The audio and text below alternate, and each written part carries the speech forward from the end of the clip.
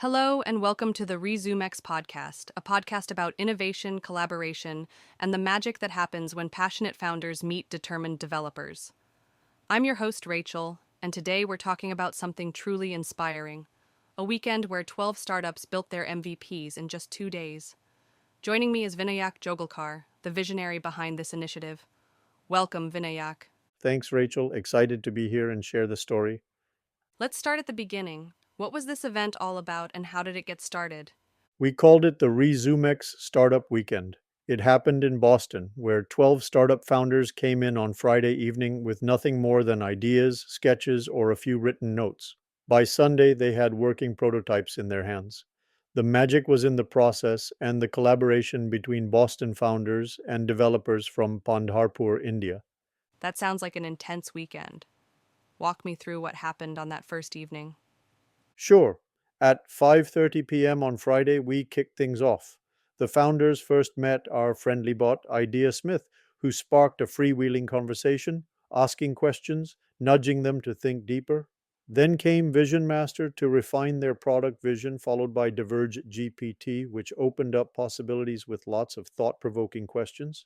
By around 7:30 p.m., each founder had already put together the core of a product playbook. Their vision statement, elevator pitch, user personas, pain points, jobs to be done, events, and even user stories. That's a huge leap in just 2 hours. How did they manage to go from vague ideas to user stories so quickly?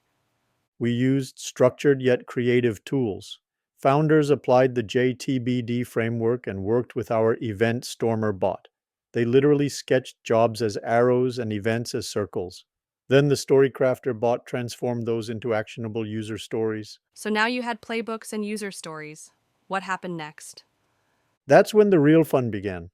We paired each founder with a developer in India, most of them from Pandharpur, a small town with big talent. These developers were up at 5 a.m. India time, ready to code while Boston slept. By Saturday morning in Boston, the founders woke up to working demos of one or two user stories presented live on Zoom. The surprise and excitement on their faces were priceless. And I heard the participants were really impressed with the responsiveness of the developers. Yes, Roman Nemet, one of the founders, said, "The developer was communicative and responsive. I could test the updates in almost real time and provide feedback. The prototype was fully functioning and usable. That kind of feedback captured the spirit of the collaboration perfectly." That must have been surreal for the founders. Was it? Absolutely. On Saturday, the founders refined their ideas further using our story enhancer, test case writer, and test data writer bots. These generated acceptance criteria, wireframes, test cases, and even sample data. This gave the developers even clearer guidance. By Sunday, those prototypes were polished and ready. It sounds like people saw how AI could speed things up. Exactly. David Lee summed it up beautifully when he said, "It was a very productive and educational experience, and I am glad to have been a part of this weekend. It would have taken a significant amount of time to organize. It shows how much AI can help to quickly hit the ground running." And then came the big finale. Tell me about it. On Sunday, the founders showcased their working prototypes to a panel of investors. The judges were blown away by what had been achieved in just 48 hours. We announced three winners. The first prize got $5,000 in development credit, and the runners up received $3,000 and $2,000. But honestly, every participant walked away a winner with a real product and a story to tell. And for some, it was more than just winning. It was about finally seeing their idea come alive. Yes, Aria Ma, another founder, shared something really heartfelt.